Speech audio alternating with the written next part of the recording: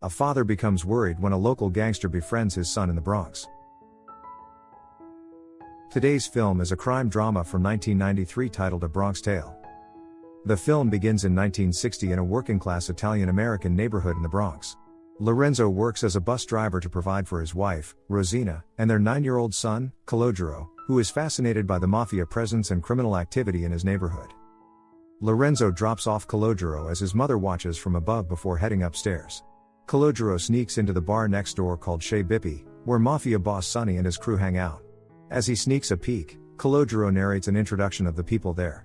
Although Tony Toupee is the owner, Calogero claims that it's really Sonny's place. Eddie Mush is a degenerate gambler with horrible luck. Calogero claims they call him Mush because everything he touches turns to mush. Jojo the whale, if you stare at him long enough, you'll see him get fatter by the hour. Frankie Coffee Cake got his name because his face looks like coffee cake. Jimmy Whispers is Sonny's main man, called Whispers because everything is a secret to him. Rosina snatches Calogero and scolds him for going inside the bar. She instructs him to wait in front of the store while she picks up some groceries before they go upstairs. He receives more scolding from his father when he returns home from work, who orders him never to go around the bar. The next day, Calogero and his friends Slick and Mario watch Sonny smack around Frankie Coffee Cake and take turns impersonating Sonny's crew.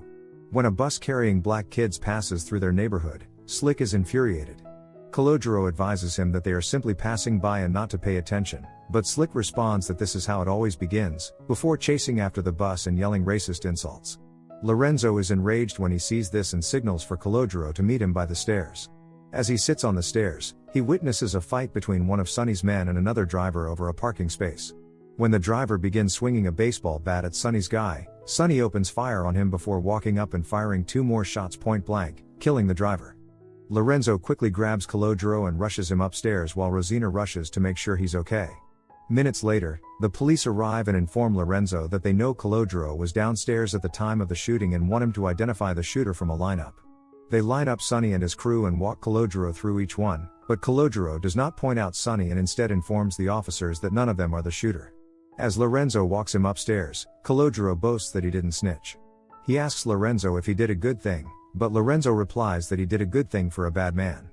He tells Calogero that sometimes in life you have to do certain things even though they're not right. The following day, as Lorenzo drops off Calogero, he notices a newfound respect from Sonny. Jimmy Whispers boards the bus and, grateful that Calogero didn't rat Sonny out, offers Lorenzo a job that would make him a lot of money. All he has to do is drop off numbers on his bus route. Lorenzo respectfully declines, not wanting to get involved in Sonny's criminal dealings. As Calogero prepares for bed at night, he witnesses the funeral of the man Sonny shot. The next day, while Calogero is fixing his bike, one of Sonny's men tells him that Sonny wants to see him and leads him over. Sonny takes a liking to Calogero and offers him a job serving drinks in the bar, which brings in a lot of tips. Later, while the crew is gambling with dice, Sonny calls Calogero and asks him to throw a few rounds. Calogero hits 11 passes in a row, making a lot of money for Sonny. After the game, Sonny gives Calogero a generous tip and decides to give him a nickname, telling him that from now on, he will be referred to as C. Sonny treats Little C like a son, and as word gets out about C and Sonny, Little C quickly notices a shift in the way people in his neighborhood interact with him, with newfound respect. Phil the peddler hands him a bag of peaches and refuses to accept payment as long as he tells Sonny that he looked after him. As he runs up with the peaches, Lorenzo and Rosina discover his stash of money and demand to know where it came from. Lorenzo is furious when C informs him that the money was earned while working for Sonny, and he rushes to the bar to return it. Lorenzo is adamantly opposed and won't listen to Rosina when she says that they can really use the money. Lorenzo throws the money on Sonny's table, tells him that they can't accept it, and wants him to stay away from his son. Sonny responds that he didn't give it to Lorenzo but rather to his son. Sonny asks C to wait outside while they talk. As C walks away, Sonny tells Lorenzo that he respects him but warns him never to talk to him that way again. Sonny informs Lorenzo that he treats C like a son, but Lorenzo replies that it's the things C sees around the bar, like the clothes, the cars, and the money, that worry him. Lorenzo warns Sonny to stay away from his son, which angers Sonny. He orders Lorenzo to get out before he gets slapped. On the way home, C is upset and demands his money back. Lorenzo is forced to smack him when C raises his voice. C tells Lorenzo that Sonny was right, the working man is a sucker, but Lorenzo replies that it doesn't take much to pull a trigger. Fast forward to the future, Sonny is at the races with a now older C and the gang. They are all betting on the leading horse, Kryptonite, and as they celebrate, Eddie Mush enters, also cheering for Kryptonite. Sonny tears their tickets and starts to exit, knowing they will lose because of bad luck. Mush also bets on the same horse. But C stays behind to make sure, and sure enough, another horse takes the lead and wins the race. C and his friends have formed their own social club, Deuces Wild, where they spend most of their time just hanging out. They are triggered when a car with black people passes by, but C insists there is no concern and that they are simply passing through. Slick and the boys, however, claim that they have no business passing through their neighborhood. As they argue, Lorenzo stops by and motions for C to join him. Lorenzo asks C if he wants to go to the boxing matches tomorrow, but C is distracted by a girl across from him and isn't listening to his father. When C is dropped off, he notices a man named Louis who owes him $20. He goes chasing after him, but Sonny calls him over and wants to know what's going on. Sonny explains that sometimes hurting someone isn't the answer. He claims that it only cost $20 to get Louis out of his life and thinks C got off cheap, urging him to forget it. C is amazed and tells Sonny that he is always right, but Sonny responds that if he was always right, he wouldn't have spent 10 years in the joint. He tells C about a book written by Machiavelli and explains the importance of availability that Machiavelli discussed. He tells C that he can live in any neighborhood he wants but chooses to live here because of availability. He explains that being on the spot means he is close to everything and can see trouble immediately. He advises C to only worry about himself, his family, and the people who are important to him. Shortly after, a passing motorcycle gang decides to stop for beers. When Jimmy Whispers tries to kick them out for not being properly dressed, Sonny intervenes and allows them to have their drinks. However, when things get out of hand and they start throwing their beer all over Tony Toupee, Sonny comes back to kick them out. When they insult him and refuse to leave, he locks the bar door and informs them that they can no longer leave, which immediately makes them realize their huge mistake. Seconds later, Sonny's crew emerges from the back door and viciously beats them without mercy. Nicky Zero is outside the bar at night, displaying the guns he has for sale. When Sonny walks by and sees what's going on, he becomes enraged and slaps Nicky, claiming he's making the place hot and will get everyone pinched. He kicks everyone out but wants C to stay. He explains that his friends are all jerk-offs who will get him in trouble and that having a gun does not make him a man. He doesn't want C to do the things he does, claiming that this life isn't for him. The next day, C is taken aback when he sees the girl from the bus and is delighted to learn they will be attending the same school. When his friends want to go out and hang out, C lies about having to take a test to stay and talk to the girl he sees standing alone. He talks to her after an awkward introduction and discovers her name is Jane. He walks her home, and they agree to meet the next day for a movie date. Later, while C and his friends are hanging out, they're angered again when they see black people riding bicycles around the neighborhood. C tells them they're not bothering anyone and tries to convince them to leave them alone, but Slick is curious about C's recent advocacy for black people. Slick lashes out at one of the black cyclists, and the rest of the group soon follows suit, attacking them. C pretends to participate in the attack while at the same time persuading one of the cyclists to stay down so he won't be attacked by the crew. Sonny is enraged when he discovers that they are acting like hooligans and once again advises C to stay away from his friends, who are nothing but trouble, telling him that they will all either be dead or in jail. C seeks Sonny's advice on dating a black girl and is surprised when Sonny tells him that the only thing that matters is what's best for C and how they feel about each other. Sonny advises him to follow his heart. Sonny offers to let C use his car to make a good impression and wants him to put Jane through the Sonny test.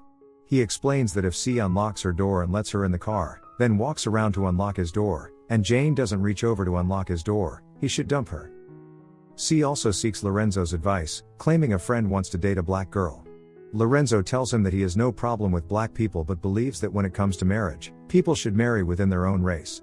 C tells him how prejudiced that is and wonders what he would say if C wanted to date a black girl, but Lorenzo says he would never do that. C meets Jane for their date and learns that her brother was beaten by Italians the day before.